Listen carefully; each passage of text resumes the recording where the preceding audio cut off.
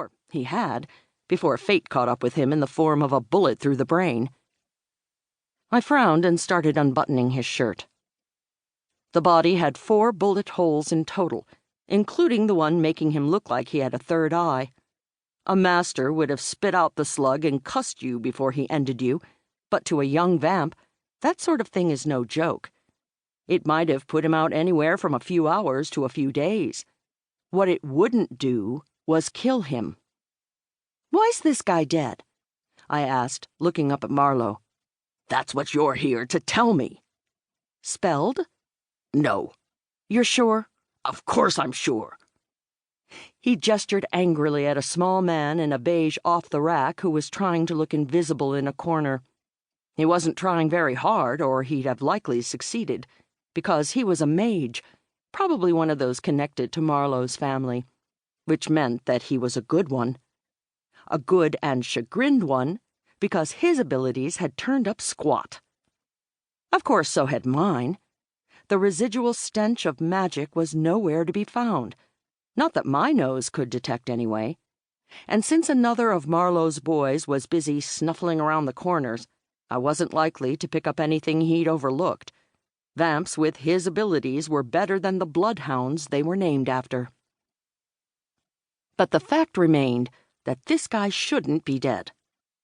He shouldn't be glitching like a video game character, I thought, starting slightly when the body began jerking and twitching and hopping the way a dead guy shouldn't.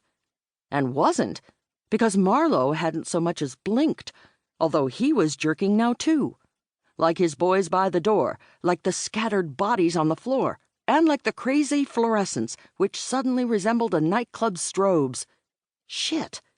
I didn't know what was happening, but I was pretty clear on why.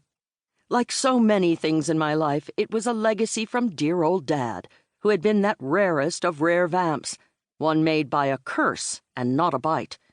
That had caused him a few problems in the early years, since he hadn't had a master to teach him the ropes or even to make him go Betty by while the change did its thing. No, he had stayed awake through it all, clueless little princeling that he'd been, too busy dealing with an uprising among his nobles to concentrate on the really strange stuff happening to him. In the meantime, he'd stolen a few moments to visit my mother, because of course he had.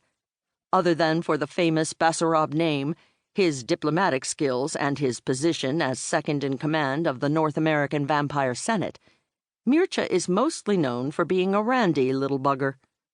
Okay, a randy big bugger, since he's 6 feet in his socks, despite having been born in an age when a lot of guys barely hit my 5 feet too. But Daddy's always been luckier than he deserved, like when his half-living, half-undead sperm engendered bouncing baby me.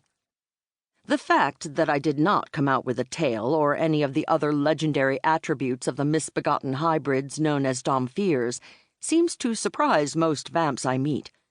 I suppose they think they'll see one of us coming, a slouching monster announcing its penchant for vamp killing by its grotesque appearance and slathering maw, and instead get taken down by a petite, dark-haired, dimple-faced woman in jeans and a stylish leather jacket. That probably explains why the last expression on many a vamp's face has been outraged disbelief. Kind of like the chief spy was wearing now. "What is wrong with you?" Marlowe demanded. I didn't answer. My vision had stopped dancing and started flipping through a catalog of new ways to see, some of which I couldn't even name, although I recognized ultraviolet, infrared, and something that at first glance appeared to be grayscale, until I looked up at Marlowe again. "Whoa," I said originally, staring at the chief spy in what I guess was a less-than-sane way because he scowled. "Get a grip." "I have a grip," I told him, still blinking in shock. At least I was pretty sure.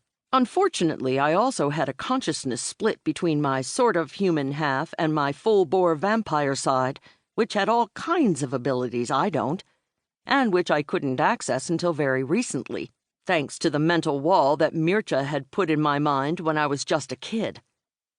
Most Domfiers can't reconcile their two natures and quickly go mad. Mircea had helped me avoid that fate by using